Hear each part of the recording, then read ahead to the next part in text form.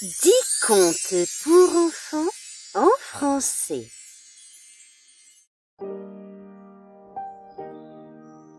La Belle au bois dormant. Il était une fois un roi et une reine qui vivaient à un château. Ils attendirent si longtemps d'avoir un enfant que finalement naquit une fille.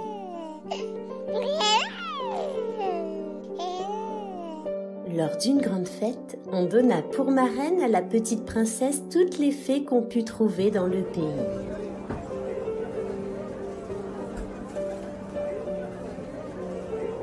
Chacune d'elles avait un don et le transmit à l'enfant. « Tu seras la plus belle du royaume.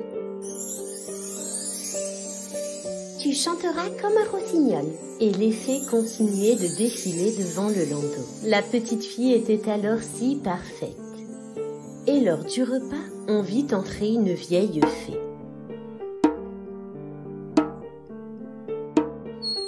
« Je n'ai pas été conviée. » Celle-ci s'approcha alors du berceau de l'enfant.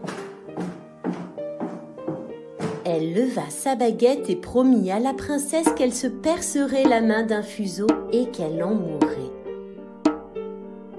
À ce moment, le tonnerre retentit et la méchante fée disparut dans l'obscurité du château. « Rassurez-vous, roi et reine, votre fille n'en mourra point. Il est vrai que je n'ai pas assez de puissance pour défaire le mauvais sort. La princesse se percera la main d'un fuseau, mais au lieu d'en mourir, elle tombera seulement dans un profond sommeil qui durera 100 ans, au bout desquels le fils d'un roi viendra la réveiller. » La princesse grandit et le roi défendait à toute personne de posséder un fuseau. Un beau jour, le roi et la reine s'absentèrent.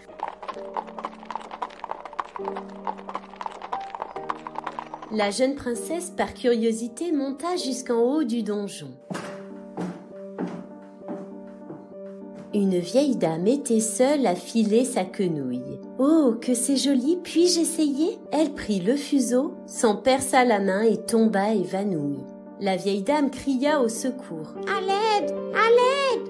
Le roi et la reine revinrent de leur promenade. Au chevet de leur fille, ils se souvinrent de la prédiction des fées. La princesse était endormie. Le roi et la reine défendèrent quiconque de s'approcher de la princesse afin de la préserver. Et pour ce faire, la fée fit pousser une forêt impénétrable tout autour du château.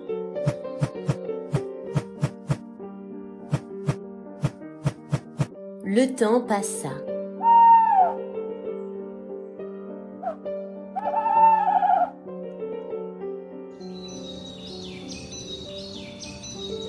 Et au bout de 100 ans, un prince d'un village voisin partit en forêt.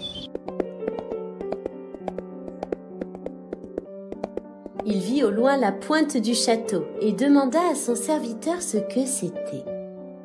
Celui-ci répondit selon qu'il en avait tout y dire qu'il y avait plus de 50 ans dans ce château une princesse, qu'elle y devait dormir 100 ans et qu'elle serait réveillée par le fils d'un roi à qui elle était promise. Le jeune prince, bien curieux, s'avança vers le bois. Tous les arbres, ronces et épines s'écartèrent d'eux-mêmes pour le laisser passer. Il entra dans le château et traversa plusieurs chambres. Il pénétra finalement dans une chambre et il vit sur le lit une jeune princesse. Il s'approcha doucement et se mit à genoux auprès d'elle. Tout à coup, un enchantement se fit ressentir dans toute la pièce.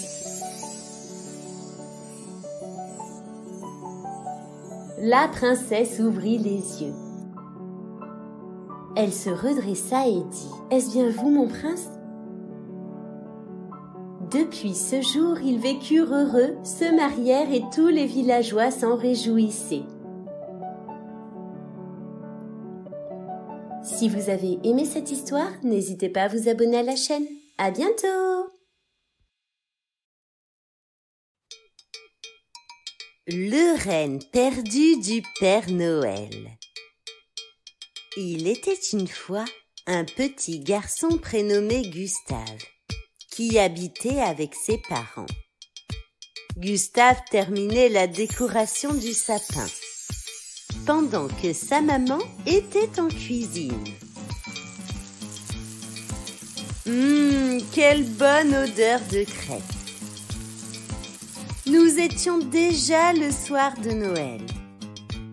À table, tout le monde dégustait le bon repas. Lorsque tout à coup, Nala le chien, qui était dans le jardin, se mit à aboyer. Gustave et ses parents se précipitèrent à l'extérieur. Et quelle découverte! Un petit renne semblait tout perdu. Gustave s'avança proche de l'animal. Puis il réfléchit un instant. Comment le renne a-t-il pu atterrir ici dans le jardin? Le Père Noël va s'inquiéter. Immédiatement, il lui vint une idée. « Je sais, maman, nous pouvons utiliser la niche de Nala pour l'abriter. » Le petit renne prit doucement ses marques. Puis Gustave entra à nouveau dans la maison. Il s'empara d'une carafe d'eau et de quelques biscuits. Le petit garçon sortit à nouveau et disposa le bon repas pour le renne dans la niche. Le renne semblait si content de cette attention. Sa maman lui dit alors « Il ne manque de rien maintenant. Nous pouvons entrer à la maison. Le Père Noël viendra le chercher ce soir. » Puis Gustave partit dans sa chambre. Il regardait par la fenêtre son nouvel ami. Puis il se coucha et s'endormit très vite. Et le lendemain matin, il se réveilla. Il faisait encore sombre dehors, mais Gustave ne perdit pas une minute. Il traversa le salon où des dizaines de cadeaux attendaient, sans même y prêter attention. Il ouvrit la porte et se rendit devant la niche. Son ami le renne n'était plus là. « Gustave !» cria sa maman. « Viens voir, le Père Noël a déposé des cadeaux !» Le petit garçon était un peu déçu. Il aurait aimé garder ce gentil renne encore un moment. Il rentra doucement à la maison. Il ouvrit ses cadeaux et lorsqu'il eut fini, il regarda à nouveau par la fenêtre. Et que vit-il à travers les nuages? Le Père Noël passait avec ses rennes. Il reconnut en tête de traîneau son ami de la veille. Tout était bien qui finissait bien. Le renne perdu du Père Noël avait retrouvé les siens. Si vous avez aimé cette histoire, n'hésitez pas à vous abonner à la chaîne. À bientôt!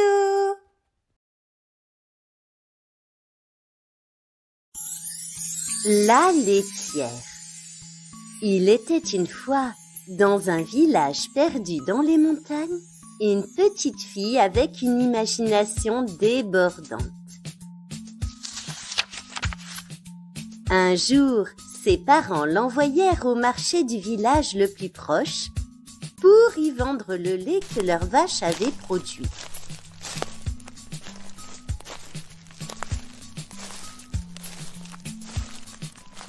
La fillette aimait beaucoup rêver et comme le chemin jusqu'au village était assez long, elle laissait courir son imagination et échafaudait 1000 projets.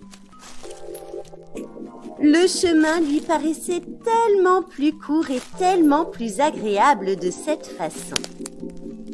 Elle s'arrêta un moment et pensa « Si je vends ce lait, Avec l'argent obtenu, j'achèterai un panier rempli de beaux œufs. Et plus tard, avec ces œufs, j'aurai plein de poulets. Cela sera gai de les entendre au printemps.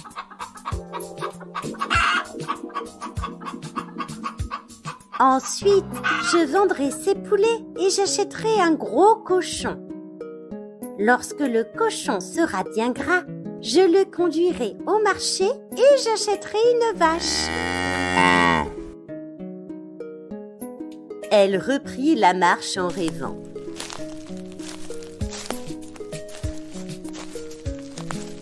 Attention, une grosse pierre au milieu du chemin. Et patatras, elle trébucha et toute la cruche de lait se déversa au sol.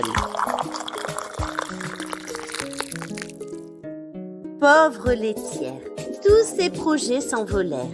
Adieu les œufs, le cochon et la vache. Celle-ci rentra alors chez elle très triste.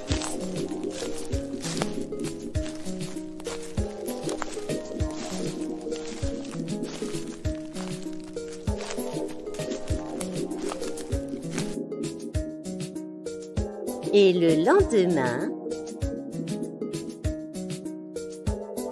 elle reprit le chemin avec une nouvelle cruche de lait dans son sac.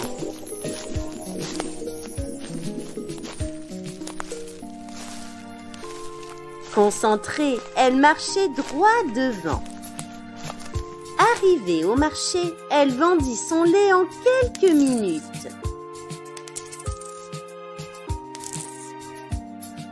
La mésaventure de la veille lui avait servi de leçon. Ainsi, notre chère laitière pensa. Dorénavant, j'élaborerai mes projets avec davantage de calme. Et ne jamais abandonner. Si vous avez aimé cette histoire, n'hésitez pas à vous abonner à la chaîne. À bientôt! Le secret des œufs de Pâques. Il était une fois un pays tranquille où se tenait chaque mercredi un grand marché. Tous les marchands se réunissaient pour vendre leurs meilleurs produits. Il y avait là le boulanger avec ses brioches et ses baguettes, ou encore le fermier qui venait proposer ses œufs. La nature elle-même participait à l'événement. Les papillons déployaient leurs ailes et les fleurs leurs pétales. Mais ce beau jour, deux villageois comparaient leurs œufs qu'ils venaient d'acheter. C'était à qui aurait les plus gros, les plus ronds et les plus blancs. Seule et un peu en retrait, une vieille femme les écoutait parler. Elle était pauvre et ne possédait qu'une petite poule maigrichonne qui ne lui avait donné que 3 petits œufs, pas plus gros que des billes. La vieille femme soupirait. « Je suis pauvre, ma poulette, et c'est bientôt toi que je vais être obligée de mettre à l'étalage. » À ces mots, la petite poule se mit à crier. « Pitié, ma bonne dame, je ne veux pas finir rôtie. Si vous me gardez, je vous promets de pondre l'année prochaine les œufs les plus extraordinaires. » La vieille femme rentra chez elle avec sa poulette. Une année passa. Et la dame, de plus en plus pauvre, n'avait que quelques poignées de riz à donner à sa petite poule en guise de nourriture. La petite poule alla se cacher dans un champ pour pleurer.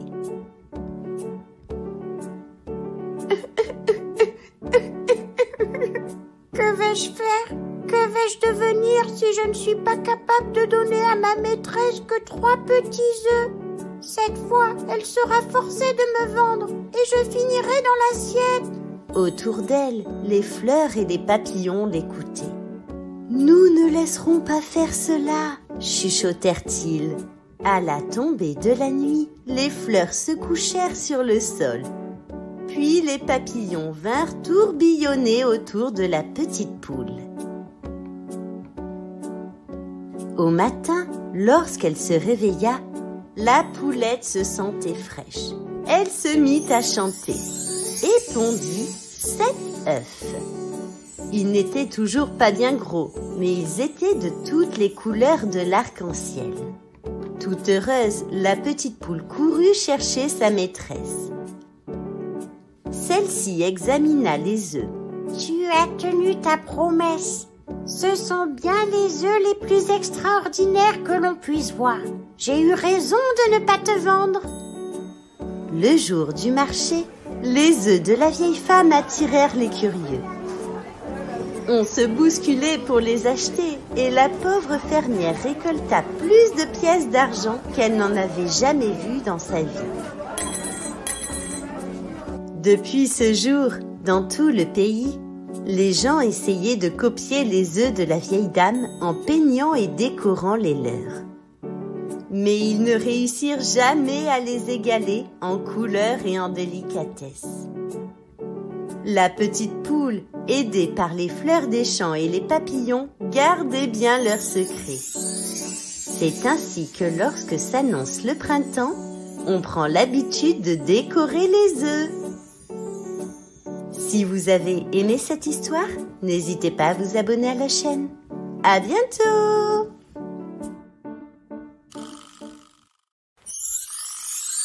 Le petit bonhomme en pain d'épices. Il était une fois une vieille femme qui habitait proche d'une forêt.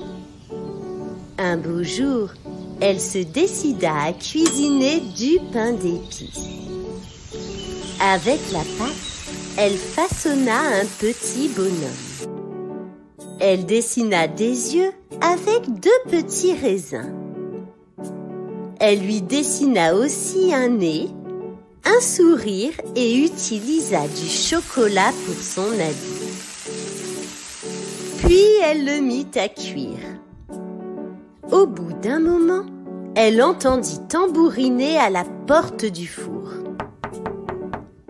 Elle l'ouvrit et d'un seul bond, le petit bonhomme de pain d'épices sauta hors du four.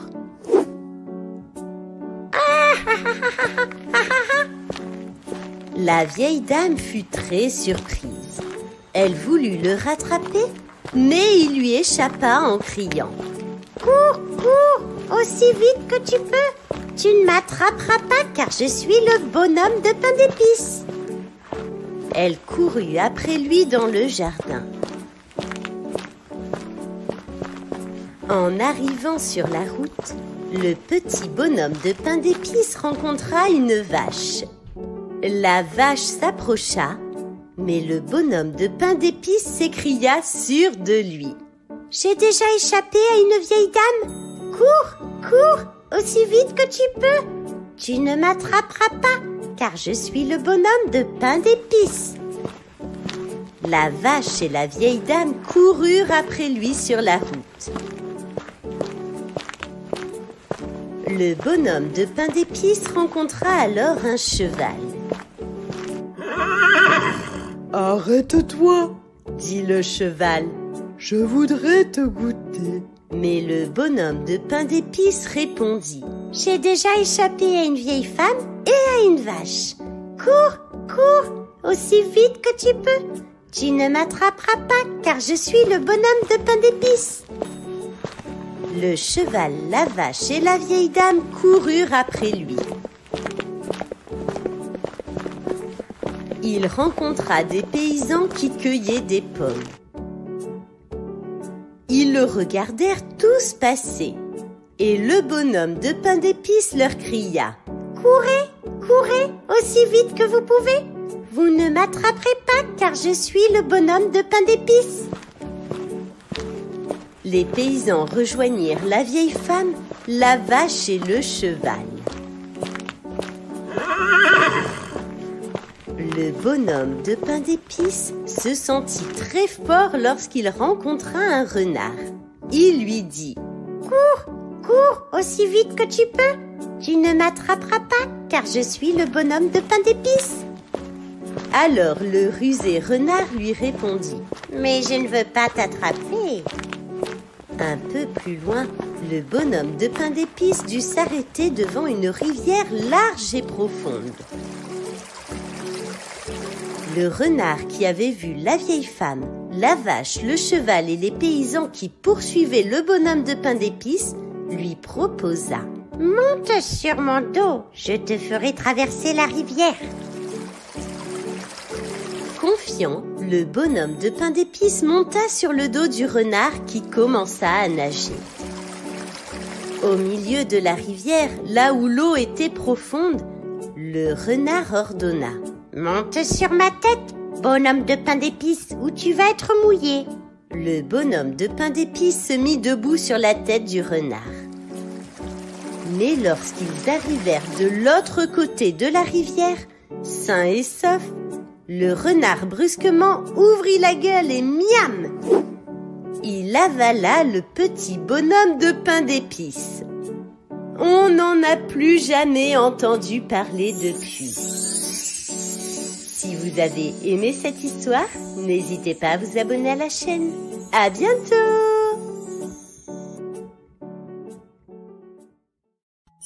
Petit lion a peur du noir. Le soleil se couche sur la savane. Les oiseaux chantent doucement. C'est l'heure d'aller dormir. Petit lion est dans son lit. Maman lion lui fait un bisou. Mouah. Bonne nuit, mon trésor. Bonne nuit, maman. Murmure petit lion. Mais dès que maman éteint la lumière,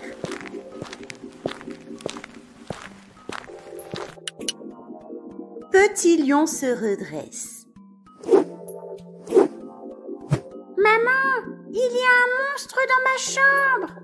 Maman lion revient tout doucement.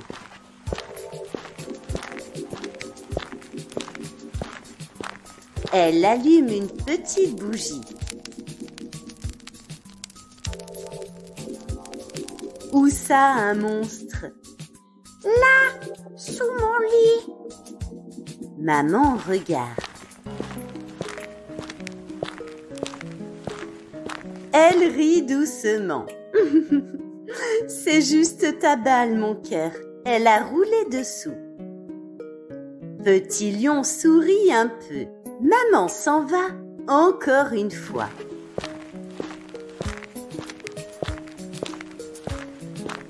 La lumière s'éteint. Maman, cette fois, il est derrière le palmier. Maman revient. Elle soulève une des feuilles du palmier. C'est juste le vent qui le faisait danser. Tu veux que je laisse une petite veilleuse? Demande maman. Petit lion hoche la tête. Elle allume une lumière. Toute douce, toute jaune. Regarde toutes ces étoiles dans le ciel. Elles te protègent toute la nuit. Petit lion se couche. Il regarde les étoiles tout rassuré. Et cette fois, il ferme les yeux.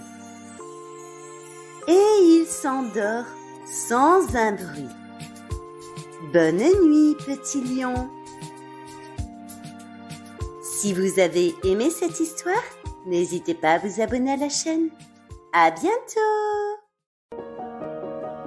Toto le dino. Il était une fois, dans une vallée verdoyante, un petit tricératops nommé Toto. Toto était un dinosaure très curieux, toujours en quête d'aventure. Un jour, alors qu'il se promenait près d'un étang, il entendit un bruit étrange. Intrigué, il s'approcha lentement. « Bonjour, petit tricératops. » Un énorme diplodocus s'approchait lentement. « Tu es bien courageux de t'approcher ainsi. Je suis Dina, le diplodocus. Que fais-tu par ici ?» Toto, émerveillé par cette rencontre, répondit. Je m'appelle Toto et je suis juste en train de me promener. Que fais-tu dans cet étang, Dina? Dina expliqua à Toto qu'elle aimait venir se rafraîchir dans l'eau et observer les poissons nager.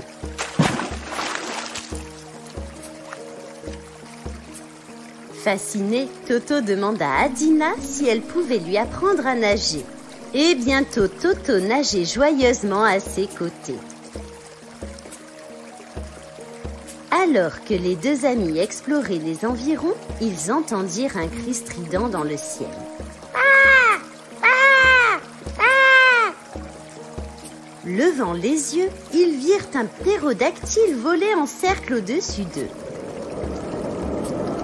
Intrigué, Toto cria. « Bonjour là-haut, qui es-tu » Le ptérodactyle se posa près de Toto. Salut Toto, je suis Pipo le ptérodactyle. J'aime voler et voir le monde d'en haut. Veux-tu essayer de voler avec moi? Toto, excité à l'idée de voler, accepta avec enthousiasme. Mais comme Toto n'avait pas d'aile, il lui construisit une montgolfière pour qu'il puisse voler en toute sécurité. Ensemble, ils s'envolèrent dans le ciel, survolant la vallée en découvrant des paysages magnifiques. Mais tout à coup, un énorme bruit retentit dans la vallée. Toto, Dina et Pipo se précipitèrent vers la source du bruit et découvrirent une montagne volcanique en éruption. Paniqué, Toto demanda à ses amis ce qu'ils devaient faire. Dina proposa de se rendre à l'abri dans une grotte. Mais sur le chemin, ils rencontrèrent un stégosaure blessé par les rochers tombés du volcan. Sans hésiter, Toto, Dina et Pipo unirent leurs forces pour aider le stégosaure à se mettre à l'abri. Tous ensemble, ils entrèrent dans la grotte. La montagne volcanique se calma peu à peu. Toto, Dina, Pipo et le stégosaure se retrouvèrent pour célébrer leur victoire. Ils réalisèrent que c'était grâce à leur amitié, leur solidarité et leur courage qu'ils avaient surmonté cette épreuve. Toto comprit que même s'il était petit, il était capable de grandes choses lorsqu'il était entouré d'amis fidèles. La vallée était désormais en paix et les dinosaures vivaient en harmonie, prêts à affronter de nouvelles aventures. Si vous avez aimé cette histoire, n'hésitez pas à vous abonner à la chaîne. À bientôt! Hector, le monstre gentil. Il était une fois Lucas, un petit garçon qui vivait avec ses parents. Lucas était un petit garçon très courageux. Il aimait jouer aux super-héros avec ses amis et n'avait peur de rien, sauf d'une chose, le noir. Pour Lucas, la nuit était terrifiante. Le soir, dans son lit, il avait peur que des monstres se cachent dans l'obscurité. Et chaque soir, avant d'aller se coucher, sa maman lui racontait une histoire. Mais malgré cela, Lucas avait toujours peur. Il se réveillait souvent en pleine nuit, en sueur, après avoir fait des cauchemars. Oh, oh, oh. Un soir, Lucas décida qu'il en avait marre d'avoir peur. Il voulait vaincre sa peur et être un vrai héros. Il demanda à sa maman de lui acheter une lampe de poche pour qu'il puisse explorer sa chambre dans le noir. Le soir même, Lucas alluma sa lampe et se mit à explorer sa chambre. Il avait un peu moins peur, car il pouvait éclairer chaque coin de la pièce. Il examina sous son lit, derrière son armoire et dans son placard. Mais rien. Cependant, une fois qu'il avait éteint la lampe, il avait toujours peur. Il avait toujours l'impression qu'un monstre se cachait dans l'obscurité. Un soir, alors qu'il était couché dans son lit, Lucas entendit un bruit. Il frissonna de peur. Il avait l'impression que le monstre sous son lit allait le dévorer. Il ferma les yeux. C'est alors qu'il entendit une voix. « Lucas, s'il te plaît, ne sois pas effrayé. Je suis moi aussi effrayé du noir. » Lucas ouvrit les yeux et vit un petit monstre vert sortir de sous son lit. « Qui es-tu » demanda Lucas. « Je m'appelle Hector. Je suis un petit monstre qui a peur du noir. » Lucas fut surpris.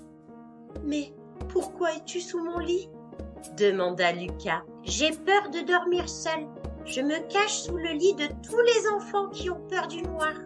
Mais je ne suis pas méchant. Je veux juste de la compagnie. » Lucas réfléchit un moment. Hector n'avait pas l'air méchant. Peut-être qu'il pouvait être son ami. « D'accord, tu peux rester avec moi, mais tu ne dois pas me faire peur. » Hector grimpa dans le lit de Lucas. Ils passèrent la nuit à parler de leur peur et à se rassurer l'un et l'autre.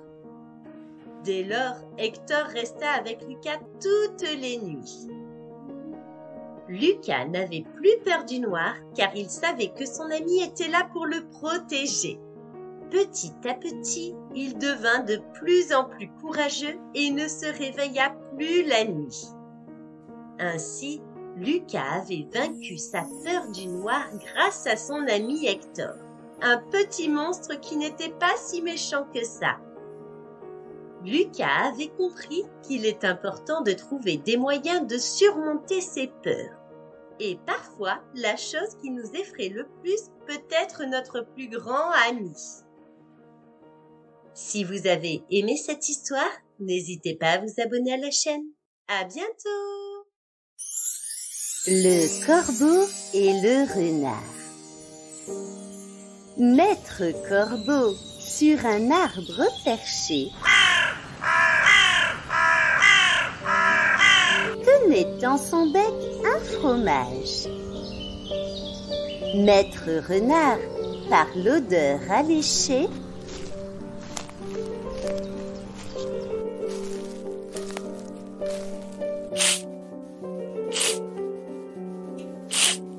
lui tint à peu près ce langage.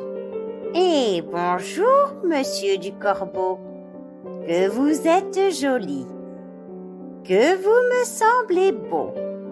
Sans mentir, si votre ramage se rapporte à votre plumage, vous êtes le phénix des hôtes de ces bois. »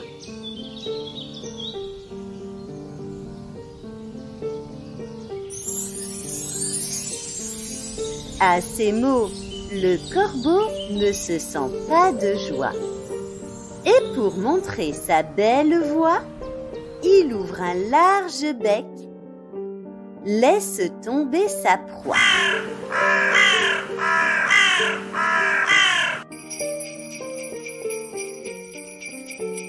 Le renard s'en saisit et dit: « Mon bon monsieur, apprenez que tout flatteur vit aux dépens de celui qui l'écoute. Cette leçon vaut bien un fromage sans doute. »